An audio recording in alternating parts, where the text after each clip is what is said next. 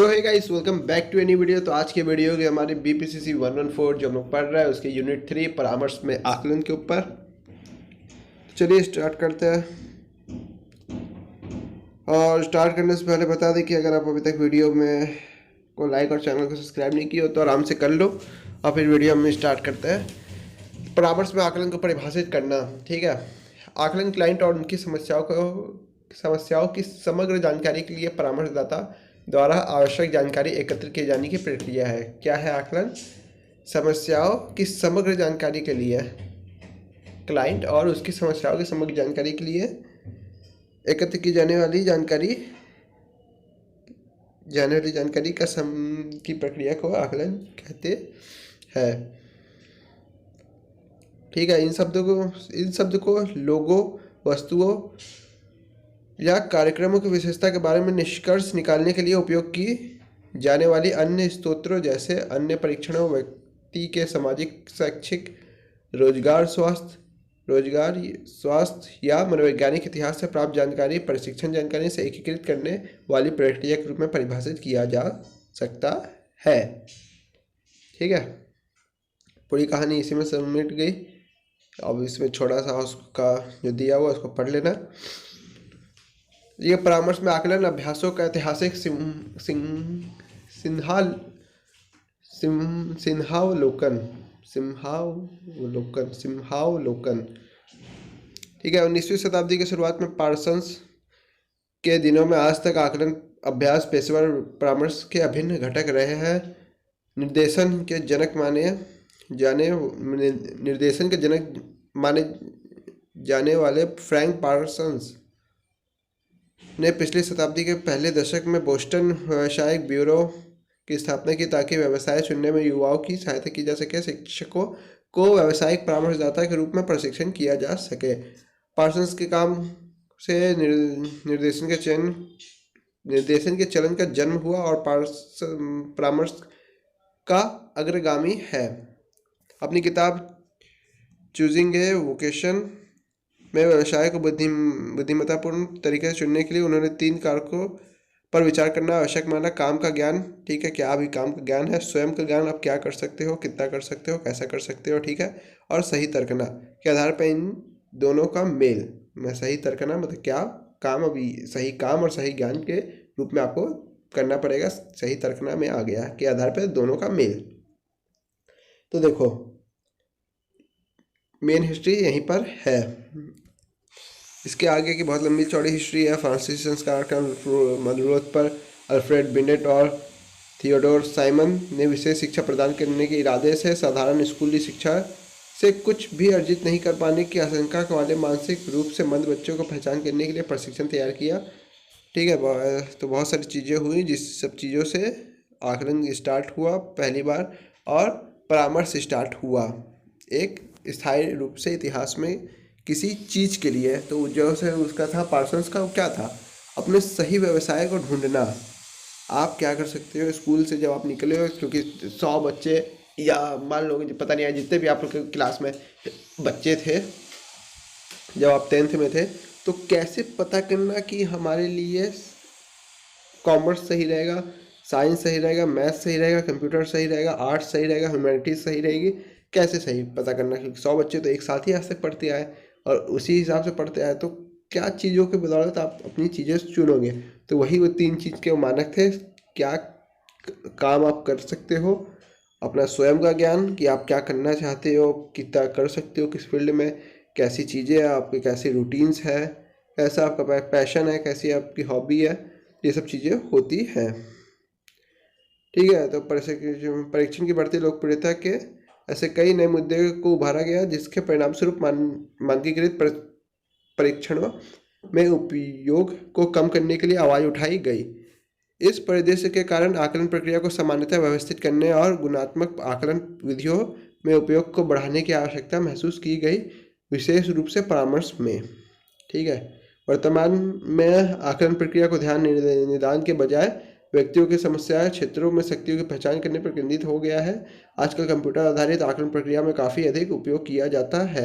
बहुत सारे आज के समय में तो AI भी आ गए हैं जिसमें आप बता सकते हो, अपने चीज़ों को को डिफाइन कर सकते हो कि ये मेरी फील्ड है, हमें ये चीज़ें पसंद है, तो क्या चीज़ मेरे लिए अच्छी रहेगी, किस चीज़ की फील्ड में आप एजुकेशन ले सकते हो, किस चीज़ को आपको बेटर मिलेगा, कहाँ आपको अच्छा पैकेज मिलेगा, क्या कोर्स आपको कैसी जगह रेफर करेंगे, है ना, कैसे आपका पैसा ना, कैसे आपकी हॉबी है, इससे आप आगे का अपना करियर बिल्ड कर सकते हो और कई सारी चीज़ों से निदान पा सकते हो।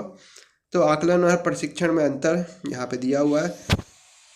आकलन व्यवहार के व्यापक परिदृश्य, ठीक है, व्यापक परिदृश्य स्पेक्ट्रम जिसे कहते हैं को कवर करने वाला बड़ा और समग्र मूल्यांकन है। प्रशिक्षण विशिष्ट समय पर व्यवहार का नमूना मापने वाला उपकरण है। विशिष्ट समय पर, अब उस समय मान लो तुम्हारे घर से लड़ाई हुई है तो हो सकता है बात अलग हो, खुश हो तो बात अलग हो, व्यवहार में परिवर्तन हो सकता है, ठीक हो, कैसी अजीब जगह आए हो, अलग तरीके का माहौल है तो व्यवहार में परिवर्तन हो सकता है, ठीक है। इसमें आकलन में प्रेक्षण, साक्षात्कार, निर्धारण, मापनी और मामले में इतिहास आदि सहित परीक्षण जैसी जानकारी एकत्र करने की विभिन्न विधियों को उपयोग होता है। यह आमतौर पर प्रशिक्षण एक या एकाधिक प्रशिक्षणों के प्रबंधन तक सीमित है, ठीक है। उसमें कई सारी चीज़ें हो सकती है, तो और भी चीज़ें दी हुई हैं, आप लोग पढ़ लेना। हो सकता है ये क्वेश्चन आज जाए, आकलन और प्रशिक्षण में अंतर, एक शॉर्ट क्वेश्चन में। ऐसे शॉर्ट क्वेश्चन जैसे कुछ होता नहीं है इग्नू में। इग्नू में शॉर्ट क्वेश्चन के नाम पे बस एक क्वेश्चन बनते हैं जिसमें 2 क्वेश्चन होते हैं बस। इन दोनों पर टिप्पणी कीजिए, इन दोनों को आगे क्या आप बताते हैं, व्याख्या कीजिए, ऐसे क्वेश्चन आते हैं। एक क्वेश्चन के अंदर 2, नहीं तो हर क्वेश्चन 10 नंबर का होता है इग्नू में, और 8 क्वेश्चन रहेंगे आपके पेपर में, जिसमें से आपको 5 अटेंड करने रहता है। वो आपके ऊपर है कि आप कौन से 5 अटेंड करते ना रहता है, लेकिन एक सेक्शन से 2 क्वेश्चन को अटेंड करना कंपलसरी रहता है। 2 सेक्शन में डिवाइड रहता है पर क्वेश्चन 4-4, एक सेक्शन 4 का होता है, तो 1 से 2 को तो अटेंड करने ही, तभी तो भाई आप 5 करोगे। ऐसा नहीं कि 1 से आप 4 अटेंड कर लो और 1 से आप 1 अटेंड करो, ऐसा नहीं कर सकते आप। 1 से 2 कम से कम अटेंड करना ही करना होता है। आकलन और प्रशिक्षण का उपयोग करने के लिए परामर्शदाता की क्षमता के लिए आवश्यक शर्तें, यह टॉपिक कभी आने वाला है नहीं जीवन में, ठीक है, समझ लो। यदि हम प्रशिक्षण के इतिहास से गुजरे तो हम जान सकते हैं कि 1960 तक मानकीकृत प्रशिक्षणों का चयन स्कूली, सरकारी एजेंसी और उद्योगों में बहुत लोकप्रिय हो गया। इस लोकप्रियता के चलते प्रशिक्षण के कई दुरुपयोग भी हुए, जिनमें इसका उपयोग विवादास्पद हो गया। उदाहरण के लिए अनुभवहीन प्रशिक्षकों द्वारा प्रशिक्षण के अनुचित उपयोग से प्रशिक्षण के परिणामों से निकालने गए अनुचित निष्कर्षों ने कई नैतिक और कानूनी मुद्दों को उठाया, ठीक है। मतलब वो लोग प्रशिक्षण किए और आकलन परामर्श किए जो उस फील्ड के नहीं थे, और जिससे बहुत सारे कानूनी मुद्दे उठे। प्रशिक्षण के विरुद्ध की गई आलोचनाओं के बावजूद आकलन अभी भी परामर्श अभ्यास का अभिन्न अंग बना हुआ है। परामर्श तथा संबंधित शैक्षणिक कार्यक्रम प्रत्यायन परिषद, council for accreditation of counselling and related education programme, counselling, अच्छा वो काउंसिल है, ये काउंसलिंग है, and related education programme, CACREP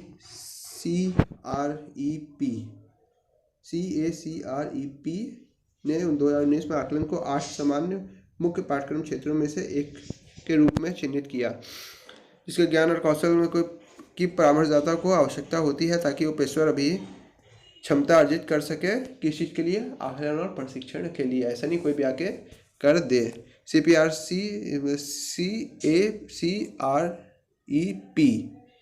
एक स्वतंत्र प्रत्यायन एजेंसी है जो पूरे अमेरिका और अन्य देशों में परामर्श कार्यक्रम के स्नातक अध्ययन में उच्च गुणवत्ता युक्त प्रासंगिक शिक्षा की सुनिश्चित करती है। मतलब जो हम लोग में जैसे UGC है, क्या है, NCERT है, CBSE है, वैसे ही ये भी एक काउंसिल है जो चीज़ों को मतलब क्या बोलते हैं, परामर्श और प्रशिक्षण को डिफाइन करती है कि ये चीज़ें होनी चाहिए कोर्स में, और क्या फिर हम उसे उस यूनिवर्सिटी को ऑथराइज करेंगे, है ना, चीज़ें होती है, ठीक है। तो अब आ गया हमारा ACA आचार संहिता, चुनाव वाली नहीं, अमेरिका में परामर्शदाताओं का पेशेवर संगठन ACA, अमेरिकन परामर्श संघ, अमेरिकन काउंसलिंग एकेडमी एकेडमी हो गया क्या,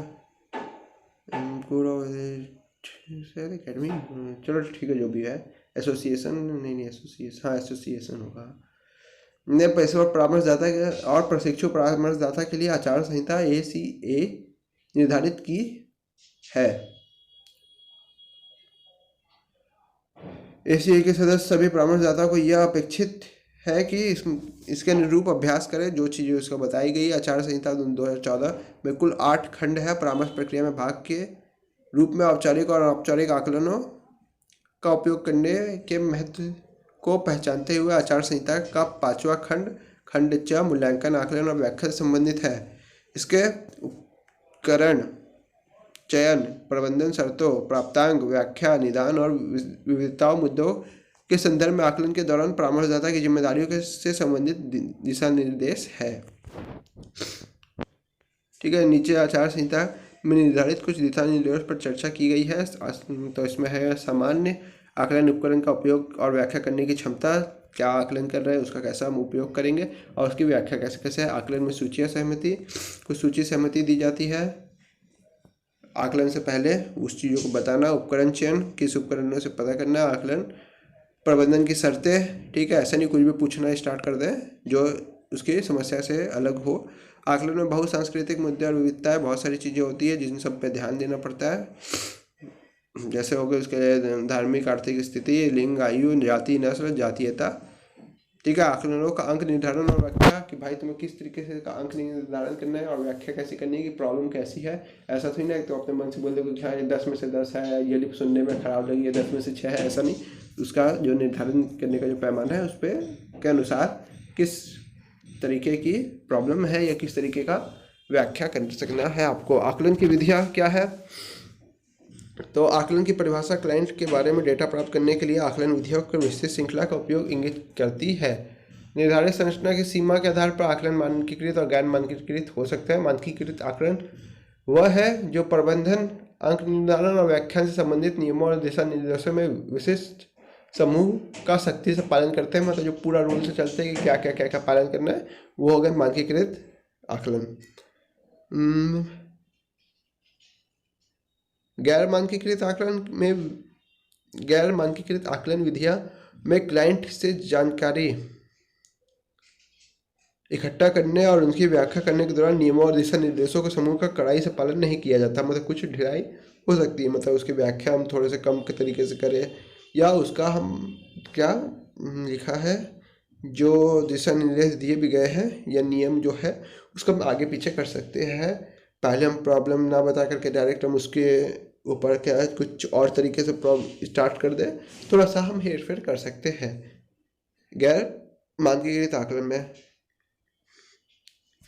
तो मानकीकृत प्रशिक्षण नहीं है, परीक्षण है वो।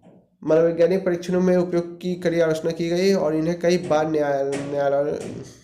न्यायालयों में चुनौती दी गई। फिर भी इसका उपयोग घटने के बजाय बढ़ता ही जा रहा है, विशेषकर स्कूलों में। अधिकांश परामर्शदाताओं के लिए परीक्षण उसके क्लाइंट को जानने के लिए मूलभूत आकलन उपकरण है। ठीक है, मानकीकृत का अर्थ है परीक्षण के प्रबंध और अंक निर्धारण में एकरूपता। परीक्षण स्थिति और निर्देश सभी परिस्थितियों के लिए समान होने चाहिए। वस्तुनिष्ठता का अर्थ है कि अंक निर्धारण और अंकों की व्याख्या प्रशिक्षण के व्यक्तिपरक निर्णय से मुक्त होनी चाहिए। मतलब वो जो कुछ बता भी रहा है कि नहीं, हम ऐसा कई बार करते हैं कि गुस्सा आ जाता है, तो इसका मतलब ये नहीं आप उस हिसाब से उसका अंक दिखे क्योंकि वो बोल रहा है कि हमें गुस्सा आ जाता है। समझ रहे हो? तो अपने अनुसार चीज़ों को करें, उसके दिए हुए दिशा निर्देशों या उसके दिए हुई जानकारी पर उतनी विश्वास, और उसका इस विश्वास का मतलब है कि उसका भी उपयोगी ना करना है। ठीक है, वैधता, उपयुक्त परीक्षण चयन करने का मानदंड। ठीक है, उसकी वैधता कैसी है? परीक्षण में सबसे महत्वपूर्ण गुण है वैधता, जिसे मापने के लिए लक्षित है उसे यह परिणाम डिग्री तथा वस्तुत मापता है। मतलब जो समस्या है उसको जो मापता है वही उसकी वैधता है कि ये नहीं उससे आप कितना भटक के उस साइड जा रहे हो या वो भटका के उस साइड ले जा रहा है, दोनों भी काम हो सकता है।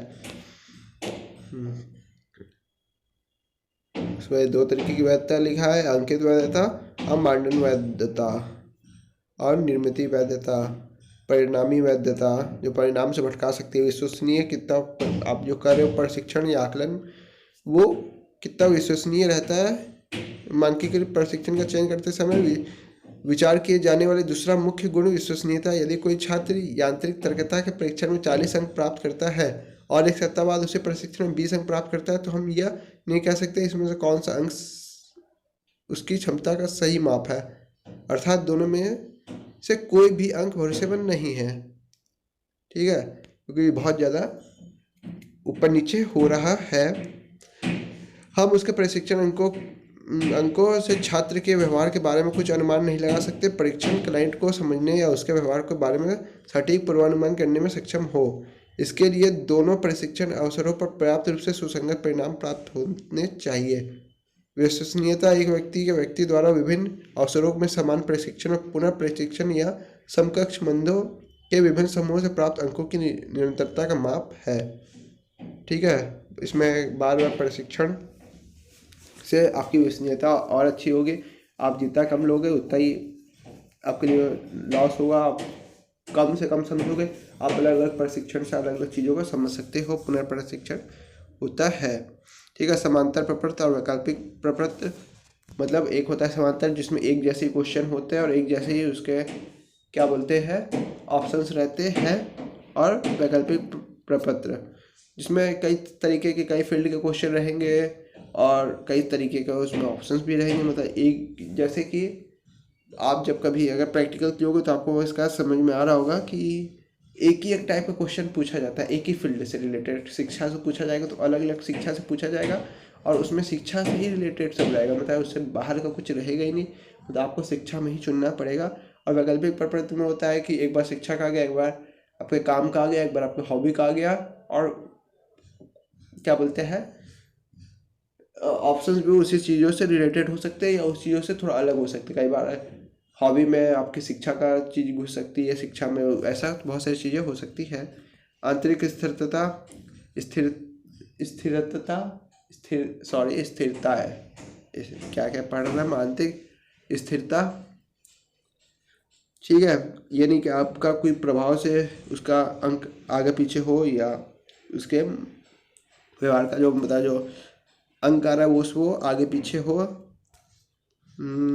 मानक किस तरीके से आप माप रहे हो, आपकी मापनी हर बार सेम हो, ऐसा नहीं एक बार आप 80 के पैमाने से नाप रहे हो, एक बार 100 से नाप रहे हो, फिर एक बार 120 से नाप रहे हो, ऐसा ना हो। स्थिर हो मानक आपका, मतलब 20 क्वेश्चन का पेपर 20 क्वेश्चन का पेपर 20 क्वेश्चन का पेपर ऐसा हो, यानी 100 क्वेश्चन का पेपर ले लिए अब एक आप 20 क्वेश्चन का एक पेपर लिए और एक क्वेश्चन फिर 20 पेपर का लिए, ऐसा नहीं हो। व्यवहारिकता कुछ ऐसे व्यवहारिक विचारण बिंदु है जिसे प्रबंधनीय किए जाने वाले प्रशिक्षण का निर्णय लेते समय परामर्शदाता द्वारा उन्हें अनदेखा नहीं किया जा सकता कि क्या व्यवहार उसका, कब वो हाथ बंद कर रहा है, कब वो कैसे सोच रहा है, कब वो पैर क्रॉस कर रहा है, ये सब चीज़ें भी होती है। आकलन की गैर मानकीकृत तकनीकें प्रेक्षण में शामिल घटनाओं को औपचारिक हेरफेर के बिना व्यवहार पर ध्यान देना और इसे रिकॉर्ड करना शामिल है। ठीक है, साक्षात्कार इंटरव्यू आपका कैसा रहता है, आप कैसे उसका साक्षात्कार 3 रूप में होता है, एक अर्धसंरचित है, एक संरचित है और एक फ्री होता है जो ठीक है। डायरिया और दैनिक कार्यक्रम अगर आप उसे लिखने देते हो और आप उसको पढ़ते हो तो, और या उसका दैनिक कार्यक्रम से जो भी उसका जुड़ा हुआ है वो कंप्यूटर सहायता द्वारा ऑनलाइन परीक्षण, ठीक है, कि आप उस चीज़ों को बता सकते हो, उसका अलग से टेस्ट ले सकते हो कंप्यूटर में किस किस फील्ड में जा रहा है उसका, है ना। बहुत सारे कंप्यूटर के टेक्निक्स होता है जिनमें कोविड महामारी के दौरान ऑनलाइन चीज़ें आप क्या क्या देख रहे हो उसकी हिस्ट्री से भी आप पता कर सकते हो किस किस चीज़ों में इन्वॉल्व रहता है, कहाँ कहाँ इन्वॉल्व रहता है। ठीक है, आकलन के क्षेत्र बुद्धि का आकलन होता है इसमें प्रशिक्षण और आकलन विधियों में। फिर होता है बुद्धि प्रशिक्षण के बाद व्यवहार अभिक्षमता एप्टीट्यूड होता है शायद, इसका मतलब शायद एप्टीट्यूड होता है। ठीक है, कैसी आपकी अभिक्षमता रहती है। चूंकि अधिकांश बुद्धि प्रशिक्षण मुख्यतः मौखिक क्षमताओं, संख्यात्मक क्षमताओं और अमूर्त तर्कना के मापने में होता है, अतः परामर्श में विशेष रूप से व्यावसायिक और कैरियर परामर्श में इसका उपयोग सीमित है। ठीक है, अभिक्षमता प्रशिक्षण परीक्षार्थियों के भविष्य की सफलता के बारे में पूर्वानुमान लगाते हैं कि कितनी औकात है, कितना कर सकता है। आज तो ये आईआईटी की बात कर रहा है, लेकिन कहाँ जाके गिरेगा, क्या बीटेक में चला जाएगा या आसपास एनआईटी मिल जाएगा। ऐसी बातें जो होती है वो चीज़ें इसमें होती है कि कितना कर सकता है। ठीक है, फिर हम आगे बढ़ते हैं। अभिरुचि, इसको क्या इंटरेस्ट, इंटरेस्ट होता है शायद। ठीक है, इसका कैसा इंटरेस्ट है कि इंटरेस्ट को भी तो देखना पड़ेगा।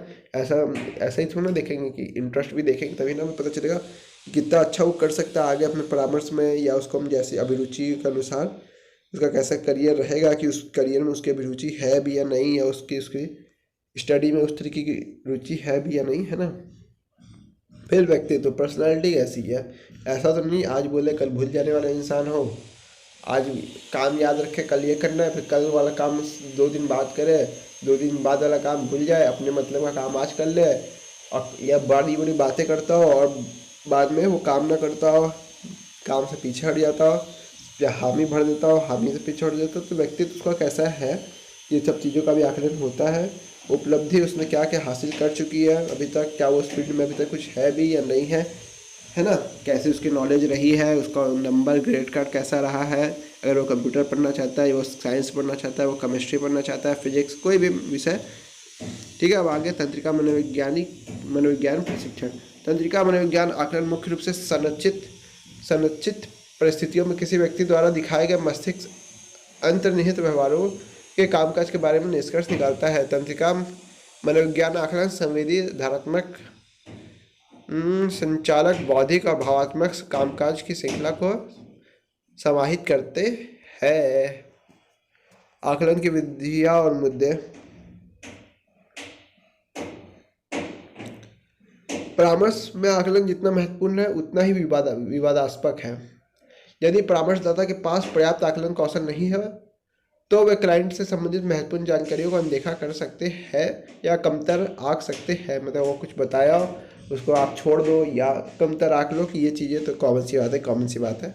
सबसे विवादास्पद मुद्दा परीक्षणों के उपयोग से संबंधित है। उदाहरण के लिए सांस्कृतिक रूप से अलग अलग क्लाइंट का प्रशिक्षण करते समय परामर्शदाता को ऐसी विधियावादी के लिए प्रशिक्षण की उपयुक्तता पर विचार करना चाहिए।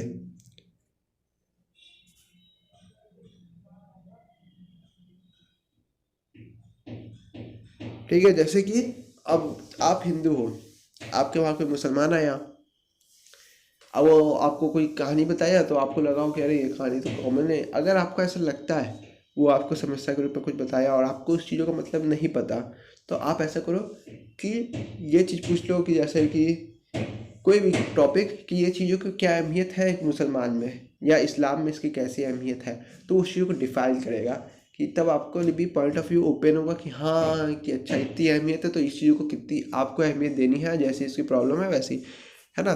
चीज़ों को समझो। और जैसे कि परामर्श और इसमें आकलन परामर्श में कहा भी गया है कि आपको अगर नहीं समझ में आ रही है कोई चीज़ें और कुछ चीज़ों को नहीं समझ में आ रहा है तो आप उससे पूछ सकते हो कि आप ये चीज़ें कैसी रहती है, ये कितनी इंपॉर्टेंसफुल रहती है, इसको लोग कैसे देखते हैं इस्लाम में, आप या किसी भी तरीके से पूछ सकते हो इसकी, अगर आपको नहीं आइडिया है तो ऐसे ही में बहुत सारी बात आप तो बता के चल गए, उसको तो लगा ये तो कॉमन चीज़ है, उस चीज़ों पे वो हो गया, फिर आप पे केस कर दिया कि हमने इसको बताया, इन्होंने बोला ये कॉमन चीज़ है, उस तरीके से हमने ये एक्शन उठाया, हम प्रॉब्लम में फंस गए, फिर कोई भी मर्डर हो जाए, कुछ भी हो जाए, कोई भी इसको हानि हो जाए तो उसमें आप फंस सकते हो, टाटा बाय बाय हो सकता है आपका। तो इन सब चीज़ों का ध्यान रखो। इसीलिए विवादास्पद मुद्दे हैं कि आप तुम किसी चीज़ को बता दिए कि हाँ वो है हमारा शादी का काम है, ये है वो है, लेकिन हमारा मन टेक्सटाइल बिजनेस में कम है, हम ऐसा कुछ करना चाहते हैं वैसा करना चाहते हैं, उसके बाद भी आप टेक्सटाइल में उसको भेज दो। हाँ हाँ बहुत बढ़िया है, उसके घर वाले फिर केस ठोक दे और इसका मन टेक्सटाइल में था लेकिन इन्होंने इनका मन के अनुसार किसी और में भेज दिया, लेकिन ये टेक्सटाइल में कर लेता तो ये हो जाता वो होता, हम गाइड कर देते और उसका भी ऐसा लगेगा कि हो सकता है हम टेक्सटाइल बिजनेस में बहुत पैसा कमा लें, और उस तरीके से आप पे ये होगा कि उसका भविष्य आपने खराब कर दिया है।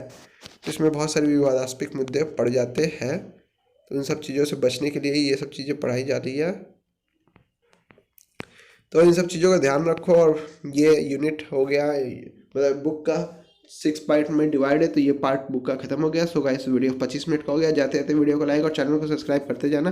और किसी भी तरह कोई डाउट और प्रॉब्लम हो तो कमेंट बॉक्स में कमेंट करना। हम लोग मिलते हैं एक नेक्स्ट वीडियो में। Tata bye bye. तो जाते जाते वीडियो को लाइक और चैनल को सब्सक्राइब करते जाना। और किसी भी तरीके की कोई पर्सनल क्वेरी हो तो डिस्क्रिप्शन बॉक्स में दिए हुए मैसेज पे, मतलब लिंक्स पे मुझे डायरेक्टली मैसेज कर सकते हो। Tata bye bye.